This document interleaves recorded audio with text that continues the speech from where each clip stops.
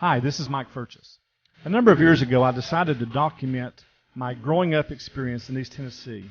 It was during a time that my mother was dying, and while visiting there from Kansas, I decided to go to my old stomping grounds, Keystone, in the center of Johnson City. While visiting the recreation center, I saw one of my all-time favorite college basketball players from the East Tennessee State University Buccaneers, Calvin Talford, in there coaching and spending some time working with kids from the inner city. I decided to take some time speaking to Calvin about his experiences and why it was that he was there working with those children. During the time, I also got to speak a little bit about Wayman Tisdale, an individual who had worked as an advisory member on a board of directors of a program I was at in Tulsa, Oklahoma. The following is old footage, but I think it speaks volumes to Calvin and his work to the inner cities of our community. Calvin Talford.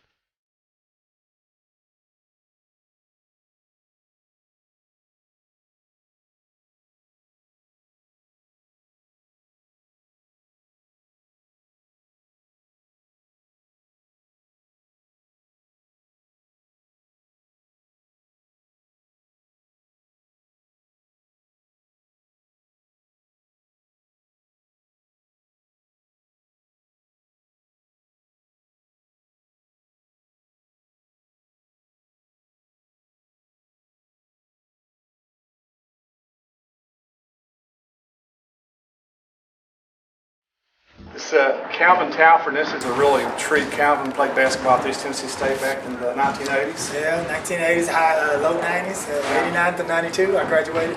Did you win the NCAA dunk contest? Won the NCAA in 92, I won the dunk contest.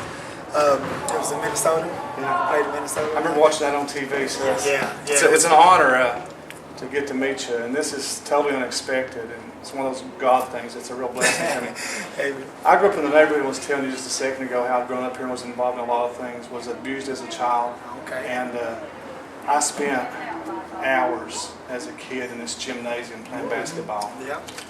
And so to come in and see somebody from the community come back in and give back, what are you doing this for? What are you giving to these kids for? Well, I've always like to come back to and give to the community. I went and played European ball for about 8 years, and now this is Johnson City's always been my home. So I came back, and this is where I live. So I try to to have little basketball camps around the community, and try to just still have a good contact with the kids and try to give a little something back, because all the years they followed me and their families and friends followed me, so I try to give back a little bit. It's very exciting for me to do it. With the kids here, a lot of the kids from the projects and stuff. Yeah. What's your thoughts about? I mean, they're here playing ball, they're having fun. Yeah. Kind of a strange question. Do you really think about what they're getting? I mean, do you realize what you're giving to them? I do. I can only, I've been there before too. I grew up, in the projects, I guess you can't say, of Castlewood. So Yeah. I know I can relate to the kids real well, and I know I can, just try to give them a mentor and try to, show them a different path to go. Even if they're going, having problems in school, maybe I can come and give them just that little bit of advice, and to help them to turn them straight, because many times I could have went this area, but I had that mentor from my brothers and sisters and family. They kind of kept me on that straight line, so I'm hoping I can do the same thing for the kids coming through here. Is that what you hope for them, just to keep them straight? Keep them straight, and then show them that there's other ways you can go and be successful in life, And like I said, I never did drugs. I never even drank or anything. So they can look at me and see that there's a way you could go and still be successful by doing all the other stuff.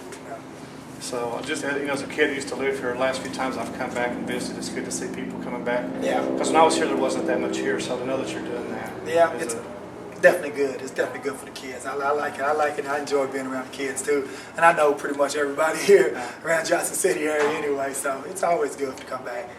I appreciate it. I appreciate it. I appreciate you doing it. One thing's probably just as a note of interest. Uh-huh. A fellow by the name of Wayman Tisdale, I'd like to know a little bit out of Yeah. Tulsa, Oklahoma. Yeah, I remember I think Wayman. you got to play against Wayman. Yeah, I played against Wayman. And I'll never forget that game against with OU in the Arizona game. That was a good one, boy. Yeah, that was a good one. Yeah, Wayman Tisdale was a good player, though. Yeah, Real he was good. He just lost his leg. Did you know? Yeah, I that? heard about that. Heard about they had to amputate his leg. I said, Still a heck of a bass player, though. yeah, I'd say he's still. Yeah, his last I saw him, he was youth pastor at a church in Tulsa. Okay. And he's still playing his music. So. I know that hurts him though about him taking his leg back in, because I know he like still probably be pretty active a little bit, but yeah, I guess he'll find some other ways to get his aggression and everything out. But still a basketball now. Yeah, you can never get rid of that. Yeah, I know it's hard. It's definitely real hard though. Well, it takes a time. Hey, ain't no problem though. They walked in and said, "Y'all, Wayman," or they